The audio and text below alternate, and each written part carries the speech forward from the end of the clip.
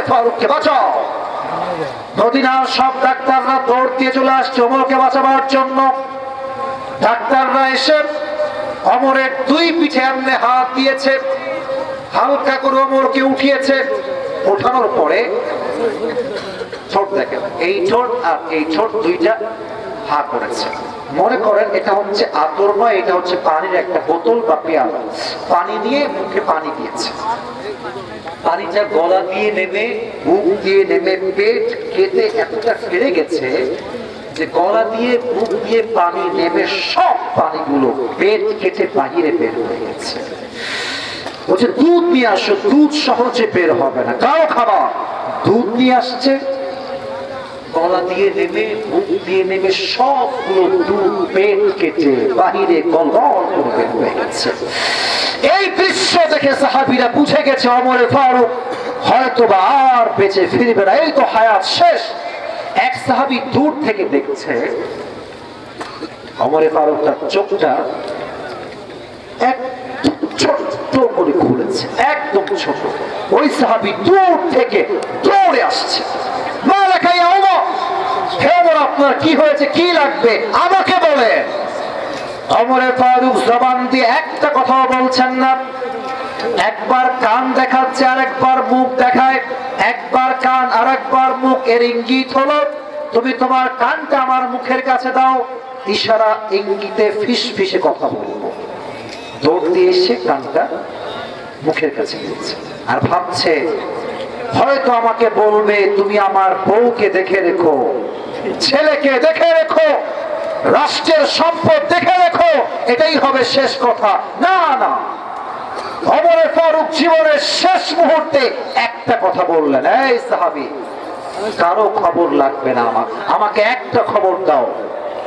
আসল্লান নাস, আসল্লান নাস, সন্তান লাগবে না, বউ লাগবে না, কেউ লাগবে না, আমাকে জাস্ট বলো আমার অজ্ঞান হওয়ার পরে সাহাবীরা আমার যেই নামাজের ইমাম আমি ছিলাম এই নামাজটা জামাতের সঙ্গে আদায় করেছে কিনা। সুবহানাল্লাহ, এত আস্তে সুবহানাল্লাহ পড়লেন, বলেন সবাই সুবহানাল্লাহ।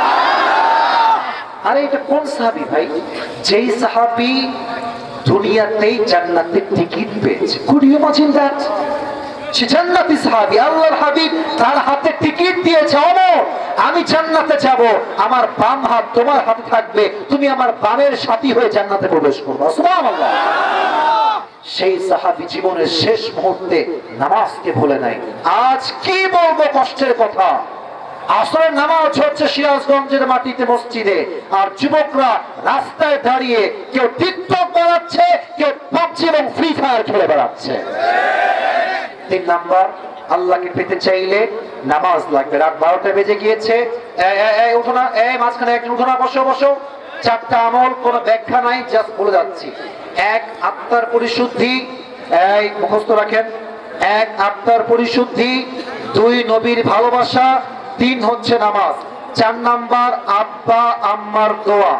অনেক যুবক ভাবো বাপ মা আপন নয়, গার্লফ্রেন্ড আমার আপন মনে হয়। বেটা জায়গা মতো বাস খাইলে বুঝবা আপন আসলে কারে কয়।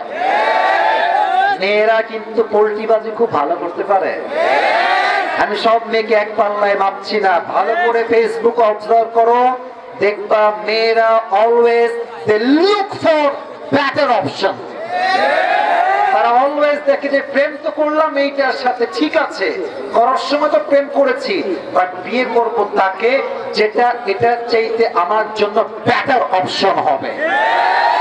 আমি কথা ভুল বললাম না ঠিক বললাম?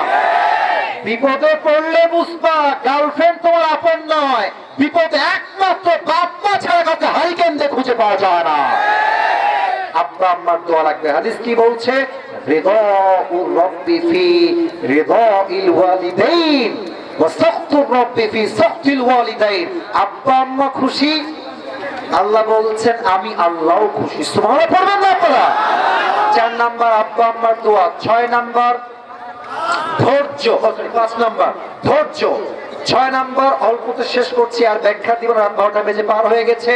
6 নাম্বার অলওয়েজ মাথায় রাখবেন, যার জীবনে কোরআন নাই তার জীবনে সুখ নাই। কথা কি অবাস্তব না বাস্তব?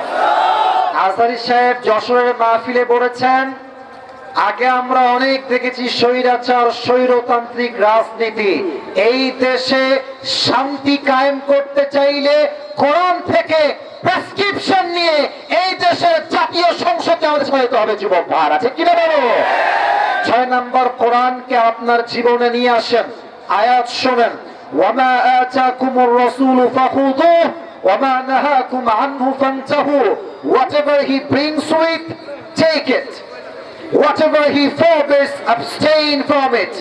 আল্লাহর হাবিব যা ধরতে বলেছেন তাই ধরো, উনি যা ছাড়তে বলেছেন তাই ছাড়ো। আর আল্লাহর হাবিবের পুরো জীবনীটাই হচ্ছে কোরআন।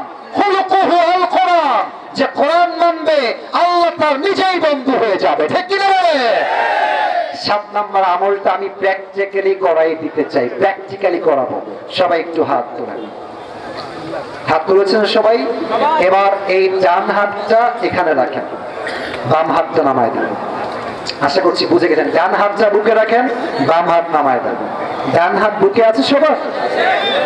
আরে ভাই ইনশিওর করেন, দেখা যাচ্ছে না, আছে সবার? 7 নম্বর আমলটা আমি মুখে বড়াই দিতে চাই। 7 নম্বর আমল হচ্ছে রবের কাছে তওবা এবং ইস্তেগফার পাঠ করা। আগে তওবা পাঠ করছি, বলেন সবাই, আমাকে না আল্লাহকে, এই দিল থেকে। ভাই ওয়াজের শেষটা ভালো হওয়া চাই। বলেন সবাই আল্লাহকে ডাকবে, বলেন সবাই আল্লাহ, और भी दिल से, और भी दिल से বলেন সবাই আল্লাহ। আমি এটা আপনার সঙ্গে আপনার রবের মুআমালা। সাউন্ড কম হোক বেশি হোক, doesn't matter, but it should be connected with your heart. দিল থেকে বলবেন, বলেন সবাই আল্লাহ। আমি দিল থেকে তওবা করলাম। আল্লাহ, তুমি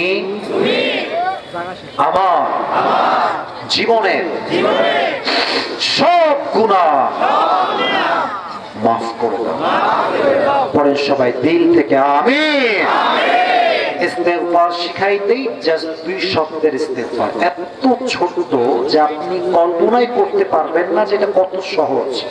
অনেকে আমরা জানেই না, শিখাই দিই সবাইকে, অনেকে হয়তো জানেনও আপনারা। পড়েন সবাই 2টা শব্দের দোয়া ইস্তেগফার।